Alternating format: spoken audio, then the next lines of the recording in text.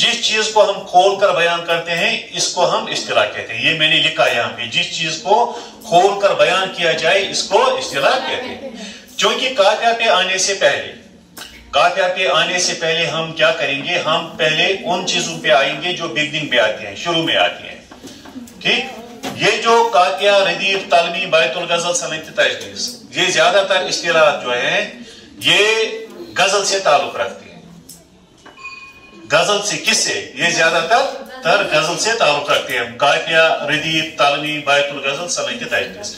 लेकिन इससे पहले कि हम काफिया की बात करें हम मतला पे आएंगे, क्योंकि मतला से गजल की शुरुआत होती है।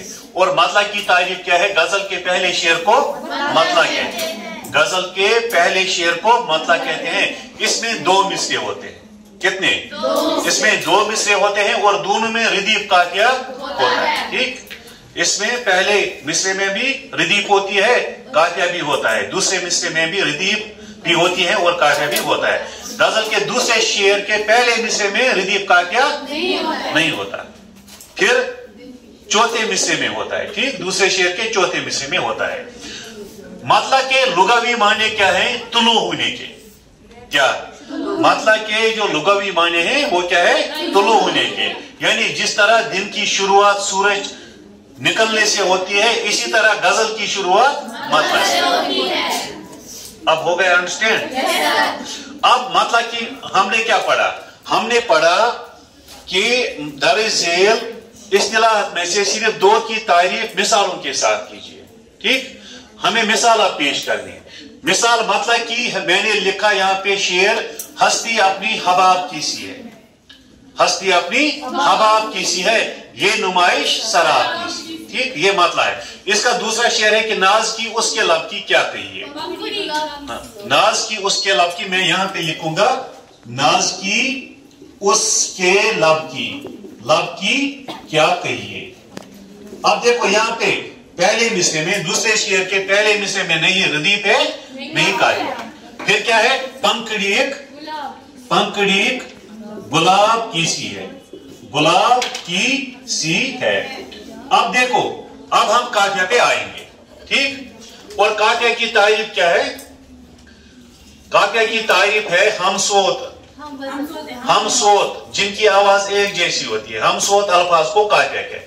हमसोत, इनकी गजल में उनकी आवाज एक जैसी होती है, मिलती जुलती है, और उनका हुलिया भी बहुत हद तक आपस में मिलता जुलता है। मसलन इसमें क्या है, अगर हम इसी गजल की बात करेंगे, हस्ती अपनी हबाब किसी है, एक देखो इसका काफिया है हबाब, ये नुमाइश शराब किसी है, नाज की उसके लब की क्या कही है? पंखड़िए गुलाब किसी है। ठीक, मैं जो बोला था कि ये आवाज उसी खाना खराब किसी है, बार बार उसके दर पे जाता हूं, हालत अब इज़्तिराब किसी है। ठीक, मीर इन नीमबाज आंखों में सारी मस्ती शराब किसी है। ये देखो इसके काफिया है।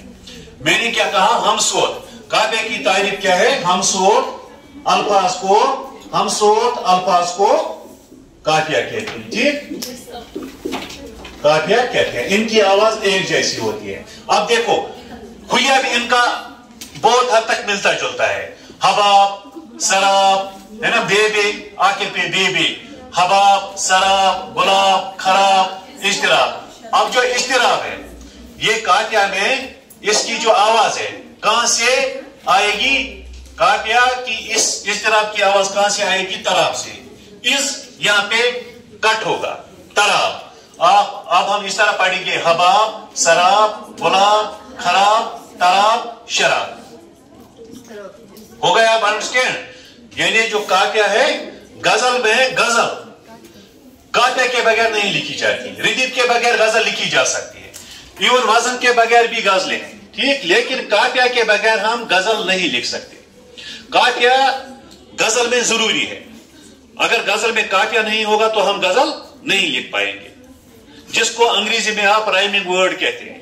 आई बात, आप अंग्रेजी पढ़ती होंगी ना, और इसको वहां पे राइमिंग वर्ड आप राइमिंग वर्ड के नाम से जानती है, और यहाँ पे हम इसको काफिया कहते हैं। अब हमने काफिया की बात की, इंशाअल्लाह हम कल की क्लास में रदीफ तालवी बायतुल गजल सनद तजनीस या इससे पहले जो मतला के बाद हुस्न मतला की बात हम करेंगे। मतला के बाद हुस्न मतला किसको कहते हैं, इसके बाद आएगी बायतुल गजल, इसके बाद फिर मक्ता की बात हम करेंगे, फिर हम काफिया रदीफ को अलग करेंगे। अच्छी तरह मैं काफिया रदीफ आपको समझाने की कोशिश करूंगा। शुक्रिया।